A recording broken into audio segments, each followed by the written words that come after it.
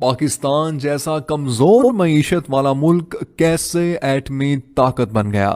Doctor Abdul Qadeer Khan کس کی درخواست پر پاکستان آئے؟ آپ کی تنخواہ کتنی مقرر ہوئی اور پہلی تنخواہ کتنے عرصے بعد ملی؟ ایٹم بم کے خالق اور معروف پاکستانی سائنسدان ڈاکٹر عبدالقدیر خان ہندوستان کے شہر بھوپال میں ایک پشتون گھرانے میں پیدا ہوئے۔ آپ نے 15 برس تک یورپ کے اعلیٰ تعلیمی اداروں میں تعلیم حاصل کی۔ ہالینڈ سے ماسٹرز آف سائنس اور بیلجیم سے ڈاکٹریٹ آف انجینئرنگ کی اسناد حاصل کی۔ ڈاکٹر عبدالقدیر خان شادی سے پہلے تک جرمنی میں ہی مقیم تھے۔ آپ کی زوجہ کا تعلق ہالینڈ سے تھا، لہٰذا انہوں نے بھی ہالینڈ جانے کا فیصلہ کر لیا۔ ہالینڈ میں انہوں نے ڈیلف یونیورسٹی میں داخلہ لیا۔ یہاں یہ بات قابل ذکر ہے کہ ڈیلف یونیورسٹی میں ہالینڈ کے مقامی طلبہ کو بھی ڈگری حاصل کرنے کے لیے کئی سال تک تحقیق اور مشکل ترین مراحل سے گزرنا پڑتا ہے، مگر ڈاکٹر عبدالقدیر نے یہاں بھی اپنی بے مثال ذہانت کا لوہا منوایا اور 80% سے زیادہ نمبر حاصل کر کے ماسٹر آف انجینئرنگ کی ڈگری حاصل کی اور ریکارڈ قائم کر دیا۔ بعد ازاں وہ کچھ عرصہ مشہور پروفیسر برگزر کے ساتھ بطور اسسٹنٹ کام کرتے رہے۔ ان کی صحبت میں رہ کر آپ کی تخلیقی صلاحیتوں کو مزید جلا ملی۔ دلچسپ بات یہ ہے کہ ڈاکٹر عبدالقدیر خان پر ہالینڈ کی حکومت نے اہم معلومات چرانے کے الزام میں مقدمہ بھی دائر کیا، لیکن ڈاکٹر عبدالقدیر خان کی خوش قسمتی تھی کہ جب ہالینڈ، بیلجیم، برطانیہ اور جرمنی کے پروفیسرز نے ان الزامات کا جائزہ لیا تو انہوں نے ڈاکٹر عبدالقدیر خان کو بری کرنے کی سفارش کرتے ہوئے کہا کہ جن معلومات کو چرانے کی بنا پر مقدمہ دائر کیا گیا ہے وہ تو عام کتابوں میں بھی موجود ہیں، جس کے بعد ہالینڈ کی عدالت عالیہ نے ان کو باعزت بری کر دیا۔ آپ 31 مئی 1976 کو پاکستان کے اس وقت کے وزیر اعظم ذوالفقار علی بھٹو کی دعوت پر پاکستان تشریف لائے اور انجینئرنگ ریسرچ لیبارٹریز کے نام سے پاکستانی ایٹمی پروگرام پر کام شروع کیا۔ بعد ازاں 1 مئی 1981 کو اس ادارے کا نام صدر پاکستان جنرل محمد ضیاء الحق نے تبدیل کر کے doctor A.Q. Khan research laboratories رکھ دیا۔ یہ ادارہ پاکستان میں یورینیم کی افزودگی میں نمایاں مقام رکھتا ہے۔ ایٹمی طاقت بننے کی کہانی ڈاکٹر عبدالقدیر خان کی زبانی کچھ یوں ہے۔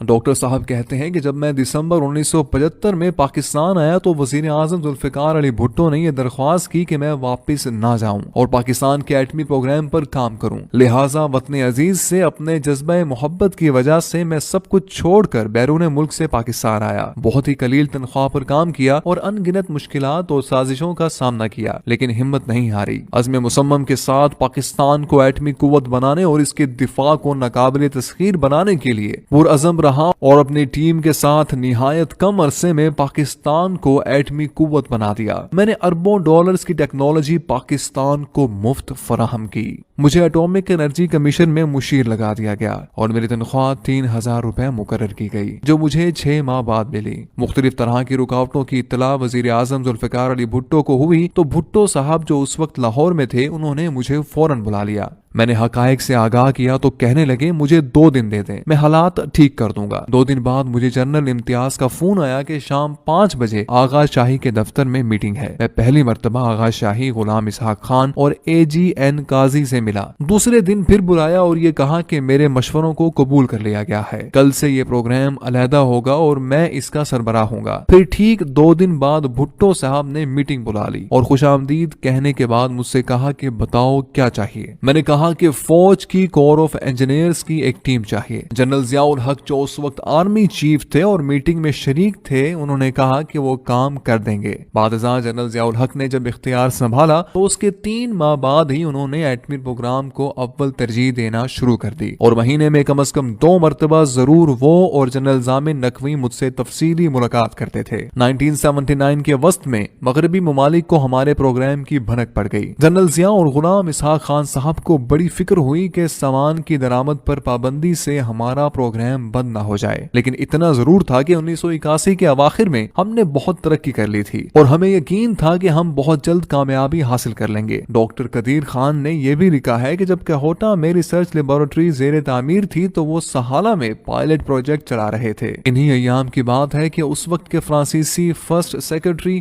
فوکو کہوٹا کے ممنوعہ علاقے میں بغیر اجازت گھس آئے تھے، جس پر ان کی مار کٹائی ہوئی ہوئی اور پتا چلا کہ وہ CIA کے لیے کام کرتے ہیں۔ انہوں نے تہران میں اپنے CIA باس کو لکھا کہ کہوٹا میں کچھ عجیب و غریب ہو رہا ہے۔ ڈاکٹر صاحب رقم تراز ہیں کہ 1983 میں ہم نے کئی کولڈ ٹیسٹ کیے اور وہ بہت امید افزا تھے۔ 1984 میں ہم نے مزید ٹیسٹ کیے اور ہمیں یقین ہو گیا کہ اب ہم کامیابی کے قریب ہیں۔ جنرل ضیاء الحق نے میرے سامنے آغا شاہی اور بعد میں صاحبزادہ یعقوب علی خان کو بھی سختی سے ہدایت کر دی تھی کہ وہ کسی بھی ملک سے ایٹمی پروگرام پر قطعی بات نہ کریں، بلکہ صاف کہہ دیں کہ یہ بات آپ ضیاء الحق کے ساتھ کریں۔ ڈاکٹر صاحب فرماتے ہیں کہ حقیقت یہ ہے کہ ایٹمی پروگرام میرے مشورے پر ذوالفقار علی بھٹو نے شروع کیا، لیکن یہ بھی حقیقت ہے کہ ان کی وفات کے بعد صدر ضیاء الحق اور غلام اسحاق خان مغربی دباؤ رد نہ کرتے تو بھی ہمارا پروگرام ختم نہ ہو سکتا تھا۔ ڈاکٹر عبد القدیر خان وہ مایاناز سائنسدان ہیں کہ جنہوں نے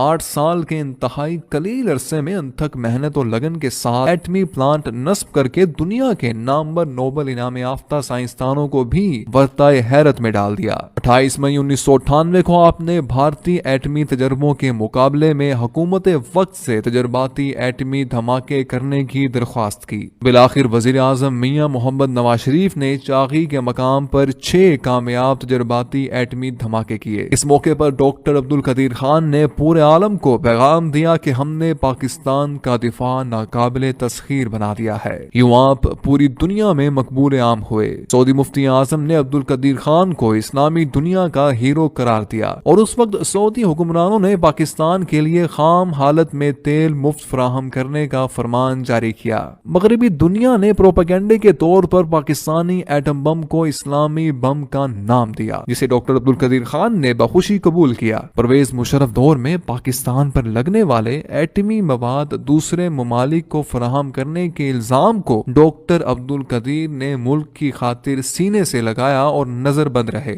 ڈاکٹر عبد القدیر صاحب بہت اچھے لکھاری بھی ہیں، ادب سے آپ کو گہرا لگاؤ ہے۔ یہ ان کے اپنے ہی اشعار ہیں جن کو انہوں نے اپنے دکھ اور کرب کے اظہار کا ذریعہ بنانے کی کوشش کی ہے۔ اس قدر مشکلیں جھیلنے اور بعد ازاں مسلسل نظر بندی کے بعد یہ کہنے پر مجبور ہو گئے، اس ملک کے بے مثال میں ایک مجھ کو چھوڑ کر ہر شخص بے مثال ہے اور با کمال ہے۔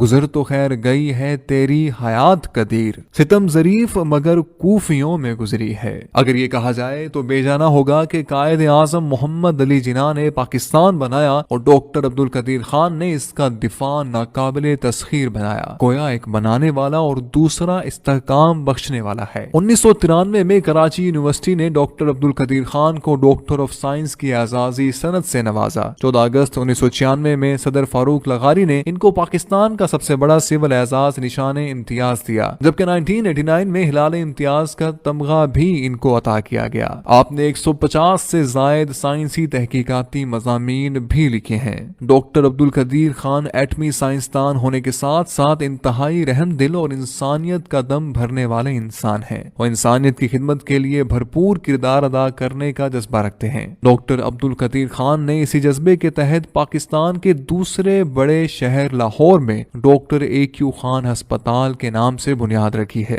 ان کا یہ جذبہ انتہائی قابل تحسین ہے کہ وہ تمام تر مشکلات کے باوجود پاکستانی قوم کے لیے اپنی تمام تر صلاحیتیں صرف کرنا چاہتے ہیں۔ ڈاکٹر عبد القدیر خان کی زیر قیادت زندہ دلوں کے شہر لاہور میں مینار پاکستان کے سائے تلے اور بادشاہی مسجد کے پہلو میں 7 منزلہ عمارت پر مشتمل ڈاکٹر AQ خان ہسپتال تعمیر کیا جا رہا ہے۔ اس ہسپتال کا کل رقبہ 16 کنال پر محیط ہے۔ ہسپتال کی تعمیر کا تخمینہ تقریباً 100 کروڑ روپے ہے۔ 300 بستروں پر مشتمل یہ ہسپتال غریب اور مستحق مریضوں کو کسی تفریق و امتیاز کے بغیر ہر طرح کے امراض کے علاج کے لیے بین الاقوامی معیار کی سہولیات ایک ہی چھت تلے فراہم کرے گا۔